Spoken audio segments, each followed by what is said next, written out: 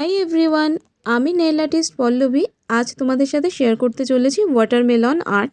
ফার্স্টেই আমি বোল্ড পির একটা বেস কালার নিয়ে নিয়েছি, দেন এটাকে আমি 30 সেকেন্ড কিওর করে নিয়েছি।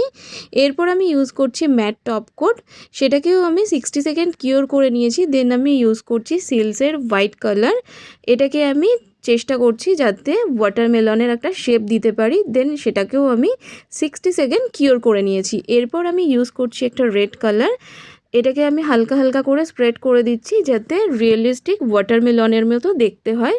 এরপর আমি ইউজ করছি লাইট গ্রিন কালার, সেটাকেও আমি ভালো করে পরিয়ে নিচ্ছি। দেন সেটাকেও আমি 30 সেকেন্ডের জন্য কিওর করে নেব। এরপর আমি ইউজ করছি ডার্ক গ্রিন কালার, এটাকেও আমি ভালো করে আগে পরিয়ে নিচ্ছি। দেন এটাকেও আমি কিওর করব 60 সেকেন্ডের জন্য। এরপর ওই শেপটাকে আমি একটু ওয়াটারমেলনের মতো করে দিয়েছি, কারণ ওই স্কোয়ার শেপটা ভালো লাগছিল না। এরপর আমি ইউজ করছি আবারও একটা ম্যাট টপ কোট। দেন আমি ইউজ করে নিচ্ছি রেড কালার, রেডের সাথে কিছুটা বেস কালার মিশিয়ে আমি কালারটাকে লাইট করে নিয়েছি যাতে জিনিসটা অনেকটা রিয়েলিস্টিক দেখতে লাগে। এরপর আমি ইউজ করছি ওই শেপগুলোর ওপর আইবিডি জেল, যাতে জিনিসটা অনেকটাই রিয়েলিস্টিক আসে।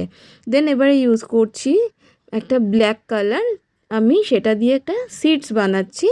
সিডসের মধ্যে আমি একটু হোয়াইট কালার দিয়ে নিয়েছি যাতে দেখতে একদমই রিয়েলিস্টিক লাগে। তো দেখো তোমাদের কেমন লাগছে অবশ্যই আমাকে কমেন্টে জানিও। Thank you so much for watching, by.